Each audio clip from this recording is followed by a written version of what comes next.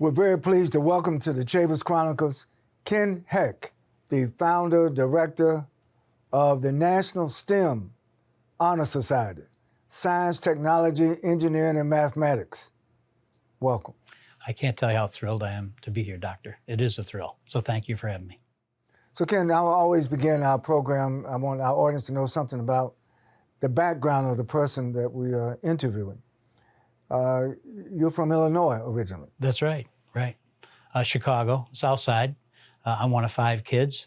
My father is deceased, but a retired Chicago firefighter and carpenter. So it's a great background to be from. I was great childhood. So what inspired you to go into engineering? Well, I was always good at science and math. This is before STEM, well before STEM. And I was lucky enough to do pretty well in high school. And I went to the University of Illinois in Champaign-Urbana, which so happened to be this incredible engineering school. So I fell into it. So one of the key things for me is to not have people just fall into it, but to have it be a purposeful plan, STEM, long-term education and career. So that's really what drives me. So as the leader of the National STEM Honor Society, your own career sort of embodies the importance of science, technology, engineering, and mathematics. Exactly. That was the springboard that really got me going. I always loved the subject matter of school, all the science and the math and that sort of thing. But then when you really got into it and you started solving problems and looking at things, in my case as an engineer, which is we have a problem, we have to solve the problem. And how do you go through that? What is that process to solve the problem? So it was very exciting to me. And it's really something that I've really applied to every phase of my life. And of course, your interest in science develops way before you get to college. There's an emphasis now on STEM in America because some studies have shown the United States is sort of lagging behind the rest of the world. Talk to us about what's happening with STEM in America and in the world, globally. This is really what it's all about, is we want to get our kids, our students, involved in STEM early on. If you look at sports and soccer, basketball, kids start early. And that's how, when they get to high school and college, are so good at what they're doing. They're in basketball, they're in baseball, they're in football, they're in soccer. It's exactly the same. So we want to start really early from K to career and build that community. That's really what it's all about. So that those kids, if we look at, for example, the United States women's soccer team, a couple decades ago, there's probably 2 girls kicking a soccer ball, and now they're the gold medal winners. What happened? It moved all the way down, and for a first grade girl to not be able to be on a soccer team somewhere would be like, really? No, of course you can. So that's really what we have to do with STEM and have that mentality. It says, you're in first grade. You can be in STEM. Really? Yeah, of course you can. As you know, there's considerable education gap, which leads to the wealth gap. There are many gaps in our society.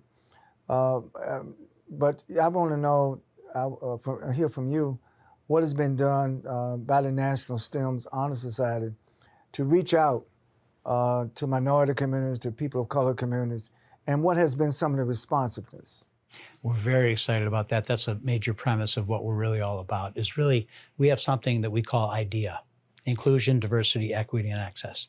And it's one of our foundations. So what we're really trying to do is reach out to the communities. As you've stated the problem, if the baseline here is this is the number of kids in STEM, here's the black and brown and girls in STEM. And so there's this gap that we have to bridge. And a lot of that bridging is done by the focus and starting early and have it be very exciting for black, brown, girls, LGBTQ+, et cetera. So really, that's really what it's all about, is inspiring and just think about the ramifications of not only if there's STEM education leading to STEM careers, think about the individual, how that individual can really have an exciting, well-paying career, but if they can take that back to their community and have an impact on their community. And then they can have an impact on the country, because we have this gap. And as you stated earlier, there's a big competitive gap internationally. And until we tap all of our resources, we're going to fall behind, because we need the black, the brown, the girls, LGBTQ+, all to increase and get in the game so that we can really have an impact on our country. It's a competitive world out there. It's a global landscape we're competing in. We're competing with every country every day. And so what we are looking for, what we're the hunt for, is in a school system is to find what we call the STEM champions. And the STEM champion is the teacher that's really excited about STEM, a magnetic personality, someone who's really psyched for the kids, because a lot of it has to do with project-based learning. And that's where a lot of this excitement comes, this experiential learning that's combined with the book learning. So we're on the search all the time for the STEM champions, which is the equivalent of the basketball coach, the football coach, the soccer coach, right? That kind of thing. So that's really an important component, is finding those people, sometimes in the underserved communities. There, you can talk to the people at the schools and say, well, who's your STEM champion? I go, you know, we right now, we just don't have one of those. And that's where Thurgood Marshall comes in. That's where the boys clubs, the girls clubs, the YMCA, you know, religious organizations, parents, they can come in and help to be those chapter advisors for these chapters that don't have a natural STEM advisor. I first heard about the National STEM Honor Society at the Thurgood Marshall Trust Center, and I know that you have a project that you're working on now for the public school system in Washington, D.C. Of all the school districts in America, why did you choose Washington, D.C., which has a very high percentage of students from African American, Latino, and other communities of color? Yes, well, we have a very strong partnership with the Thurgood Marshall Center Trust in D.C., and the late Dr. Lee was instrumental in coming up. Dr. Rickley. He was very instrumental in coming up with a vision that says, Ken, I think what we want to do is we want to go big. We want to see what we can do about getting National STEM Honor Society chapters in all 115 schools in the Washington, D.C. school system. Here's a concept that's very important to understand, is that all school systems, public school systems, are a triangle. They have less high schools, then they have more middle schools, and they have a lot more elementary schools. And these are the feeders. So the elementary feeds middle, middle feeds high school, just like sports. So what we need to do is go from K to career. And what we want to do is get school clusters so that there's this natural feeder program, just like sports, where the kids start STEM in kindergarten and first grade, go to middle, go to high, go to college, go to careers. So that's incredibly important. So we are working now with the Thurgood Marshall Center Trust to identify corporate sponsors for the DC school systems, all 115 schools. We're beginning to do communications with the school systems and with the mayor's office in DC. And what we want to do is, because we feel that there's going to be so much corporate donor demand, because this is such a great idea, that we want to have a number of these corporate donors get involved in the DC school systems, and then go across the country with the Thurgood Marshall Center Trust and the National STEM Honor Society to go to other cities, Atlanta, Chicago, New York, that are underserved populations, and take the model that we're going to build. We're building the airplane as we're going down the runway, okay, with the DC school system and Thurgood Marshall. So we're very excited to get corporate sponsors, get the school systems involved, Thurgood Marshall involved, have it be a true collaboration. As you know, there's a debate about science. Some people believe in science, some people don't believe in science. Climate change is one of the big debates. As a structural engineer, as a scientist yourself, how do you respond to all of these notions that science is not something that decision makers should pay attention to? Honestly, doctor, I just don't understand it. I come from such a science background that I believe in it.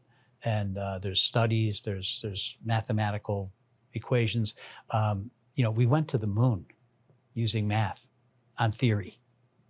We've sent things to Mars using science. Like, the proof is in the pudding. It works, right? We literally have never been to Mars before. Now we've got something on Mars. And we did it all with math and science. Never been done before.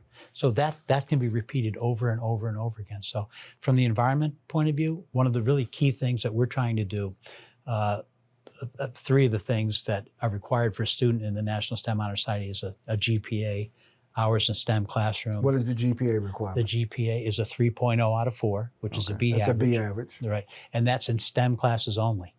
So we want that kid to unleash their inner STEM. That's what really we want to happen. And then there's a certain number of hours which are in STEM classes only. But the third part is project-based learning hours. GPA, STEM GPA, STEM classroom hours, and project-based learning hours. And what we want is the kids to get into, rather than just do an experiment, which is okay, we want them to focus on solving local, regional, national, and international problems, which is the kinds of things you're talking about. Global warming, all kinds of things that relate to equity and access. These kinds of things are really important. So when that 5th grade child comes home for dinner and says, how was school today? Well, we're working on solving global warming at school. Really? What are you doing? We're doing this project at the National STEM Honor Society, and we're working to solve it right here in our town, right here in our city. So we want it to really be looked at in a way as problem-based learning. So everyone talks about is project-based learning. Think of it in terms of problem-based learning, where you're actually solving problems. And we get our young kids solving problems as early as kindergarten. And these kids have way more brilliance than we give them credit for. If you give them this chance at saying, we have to solve this problem, what do you guys think? Watch out of what comes out of those mouths and those brains.